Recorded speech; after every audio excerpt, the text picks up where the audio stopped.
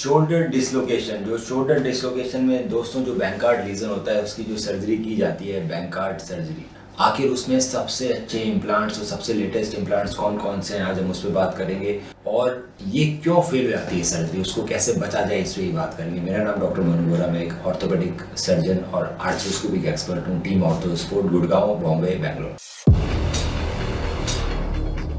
तो दोस्तों, जब कंधा डिसलोकेट होता है पहली बार, तो हमारे शोल्डर में एक लेब्रम होता है जो उसको डिसलोकेशन से बचाता है। तो जब पहला डिसलोकेशन हुआ है उसमें वो लेब्रम टूट जाता है दोस्तों। मैक्सिमम लोगों का लेब्रम टूटता है, कुछ लोगों का लेब्रम नहीं टूटता, उनका कैप्सूल स्ट्रेच हो जाता है। सो एमआरआई कराते हैं तो उसमें लेब्रम टियर भी नहीं आता, बार बार में डिसलोकेट हो रहा है, पर एमआरआई नॉर्मल है। इसका मतलब ये है कि आपका कैप्सूल स्ट्रेच हो गया। तो या तो आपका लेब्रम टूट गया, बैंकार्ड लीजन आ गया है, और आपका या फिर आपका कैप्सूल स्ट्रेच हो गया। दोनों ही कंडीशन में सर्जरी करनी पड़ती है उसको ठीक करने के लिए, ताकि आपका कंधा बार बार में डिसलोकेट, क्योंकि अगर वो बार बार में डिसलोकेट करता रहेगा दोस्तों, धीरे धीरे कंधा खराब हो जाएगा और एक टाइम ऐसा आएगा कि इसमें कोई भी सर्जरी कामयाब नहीं होगी, फिर शोल्डर रिप्लेसमेंट कराना पड़ेगा। तो बहुत जरूरी है कि बैंकार्ड इंजरी को इग्नोर नहीं करना चाहिए। अगर आपका कंधा एक बार से ज्यादा डिसलोकेट हो रहा है तो में सर्जरी की जरूरत। सो बहुत तरह के इम्प्लांट्स आ गए हैं जिससे हम बैंकार्ड लीजन को या कैप्सूल जो होता है उसको टाइट करते हैं और उसको बोन में वापस पकड़ जाते हैं। बहुत तरह के एंकर्स हैं। तो जो सबसे अभी एडवांस एंकर है उसका नाम है फाइबरटेक। तो दोस्तों, फाइबरटेक एक ऑल सूचर एंकर है,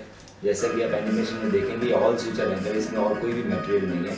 और ये नॉटलेस टेक्नोलॉजी, नॉटलेस टेक्नोलॉजी का मतलब ये है कि इसमें अपने आप गांठ लग जाती है। जो नीचर है, जो सूचर है, उसमें ऑटोमेटिक ग्रुप में गांठ लग जाती है, तो आपको ऑटोमेटिक गांठ लगती है और ऊपर कोई गांठ नहीं दिखती है। तो ये नॉटलेस तरीके से हम इसमें बैंकार्ड का रिपेयर करते हैं, जिसके अंदर गांठ लगाने की ज़रूरत नहीं पड़ती। ये बहुत ही ज़्यादा अच्छी तरह से टाइट होता है एज़ कम्पेयर टू कि मैं अगर मैनुअली गांठ लगा रहा हूँ। तो इस तरह के कई सारे एडवांस इम्प्लांट्स हैं। दूसरा आता है पुश लॉक। तो पुश लॉक एंकर, उसमें हम टेप्स यूज़ करते हैं। तो जैसा आप देख पा रहे हैं टेप है, टेप के थ्रू हम कैप्सूल और बैंकार्ड जो टिश्यू है, हमारा लेब्रम टिश्यू है, उसको पकड़ते हैं। और पुश लॉक नॉटलेस एंकर होता है जिसके थ्रू हम उसको बोन में इंसर्ट करते हैं। तो ये दो तरह के अच्छे एंकर्स हम लोग यूज़ कर रहे हैं। उसके बाद भी दोस्तों, बैंकार्ड जो रिपेयर, उसके फेलियर के चांसेस ऑल ओवर वर्ल्ड लगभग 20%, मतलब 100 में से 20 surgeries all over world fail होती है। तो इसके फेलियर के चांसेस काफ़ी हाई होते हैं। तो आखिर ऐसा क्या किया जाए कि इसमें फेलियर ना आए, इसके लिए अब क्या क्या कर सकते, सर्जन क्या कर सकते। सो सबसे पहली ज़रूरत है देखने की कि आखिर उसमें जो बैंकार्ड लीजन है, कहीं बोनी बैंकार्ड तो नहीं है, कहीं उसमें बोन लॉस तो नहीं है। तो बोन लॉस अगर ज़्यादा है तो उसमें कई बार लेटार्जे प्रोसीजर करना पड़ता है, तो उसमें नॉर्मल बैंकार्ड रिपेयर से काम नहीं चलता, या फिर आपको जो ग्लिनॉइड है उसको रिकंस्ट्रक्ट करना पड़ता है। तो या तो मैं लेटार्जे करूँगा या मैं ग्लिनॉइड रिकंस्ट्रक्शन करूँगा आर्थ्रोस्कोप, और फिर मैं बैंकार्ड रिपेयर। तो बहुत ज़रूरी है देखना कि आखिर बोनी लॉस तो नहीं है। दूसरा, जब भी डिसलोकेशन होता है तो आपकी ह्यूमरस साइड में खड्डा होता है जिसका नाम होता है हिल सैक्स लीजन। सो हिल सैक्स लीजन का देखना पड़ता है वो ऑफ ट्रैक है या ऑन ट्रैक है, वो हम आराम से देख पाते हैं एमआरआई के अंदर और आर्थ्रोस। और अगर वो लीजन बड़ा है तो उसमें भी रेम्प्लिसाज करना पड़ता है दोस्तों, उस खड्डे को भरने के लिए। रेम्प्लिसाज